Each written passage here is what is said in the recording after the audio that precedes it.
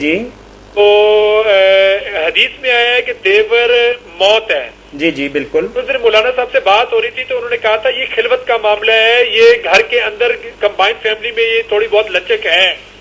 ہاں ہاں بالکل یہی بات بتائی تھی. جی میرے ایک ساتھی انہوں نے ایک اور حدیث کوٹنگ کی ہے کہ جب عائشہ اور ایک اور امت محمد بیٹھی ہوئی تھی تو انہوں نے کہا ایک نابینا صحابی آئے تو انہوں نے کہا کہ یہ ہمیں تو نہیں دیکھ یہ تو ہمیں نہیں دیکھ سکتے ان کے آندھے ہیں. آپ سے انہوں نے فرمایا کہ تم لوگ تو اندھے نہیں ہو نا. جب اتنے معاملات سخت ہوں تو پھر دیور کے ساتھ کمبائنڈ فیملی میں کس طرح وہ جائز ہو سکتا ہے؟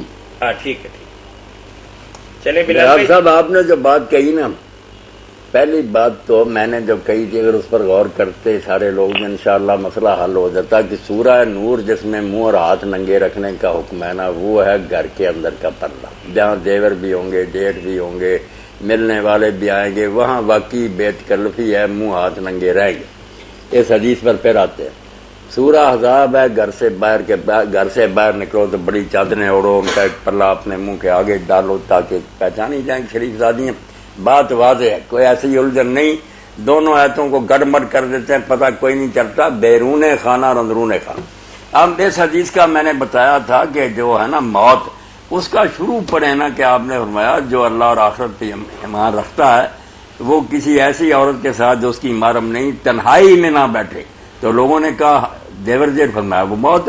بات تنہائی کی ہے کہ ایسی طرح محفوظ جگہ بند کمرہ جہاں کسی کے اچانک آ جانے کا کوئی احتمال نہیں, کنڈیاں چڑھی ہے, یہ باتیں منع کی ہے.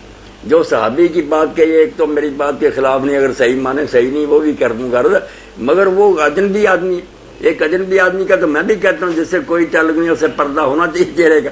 دوسری بات یہ خود نہیں صحیح کہ عبداللہ بن ام مکتوم آئے, حضرت ام سلمہ اور دوسری ایک بیوی بیٹھی تھی, آپ نے فرمایا پردہ کرو, انہوں نے کہا یہ تو نابینا, تو فرمایا تم بھی نابینی ہو نہیں دیکھتی.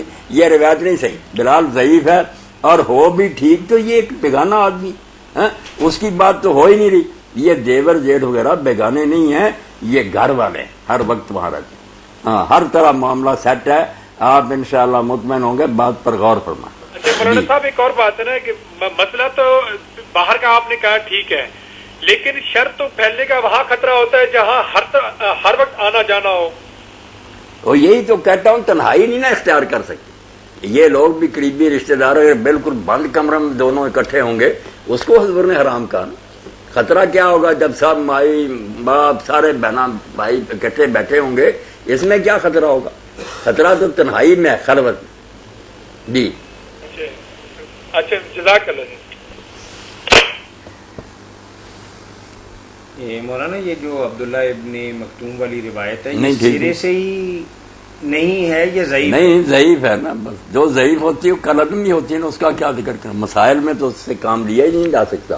زیادہ سے زیادہ رعایت لوگ دیتے ہیں تو فضائل میں دیتے ہیں نا کہ ثواب بیان کرنے کے لیے کچی بھی ہے. اس میں آیا کہ جو روزہ رکھے گا اس کو اتنے 1000 گنا ثواب اللہ دے گا. چلو اللہ کا فضل بڑا, مگر یہ تو مسئلہ ہے نا شرعی حکم ہے کہ پردہ ہونا چاہیے یا نہیں. جی السلام علیکم. کچی روایت نہیں.